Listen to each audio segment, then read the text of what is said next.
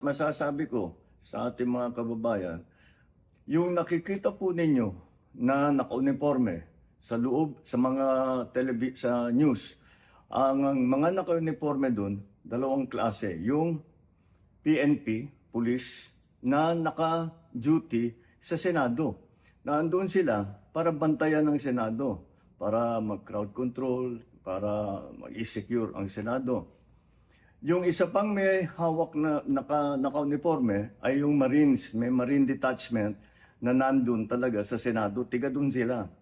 Ang trabaho din nila is secure ang Senado at magbigay ng yung nakikita ninyong honor guard.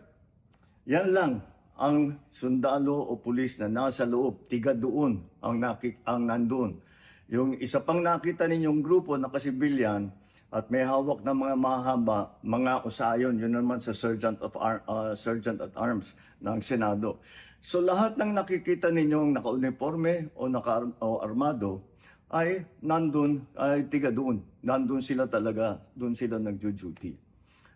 At isa pa ay nais kong maibida sa inyong lahat, wala pong instruction kahit na kanino na hulihin si Senator Bato.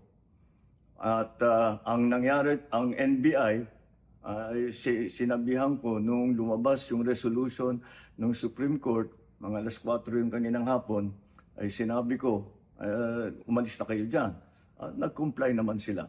Kaya nung kausap ko si Director Matibag, sabi niya walang NBI doon, nandito lahat kami sa opisina.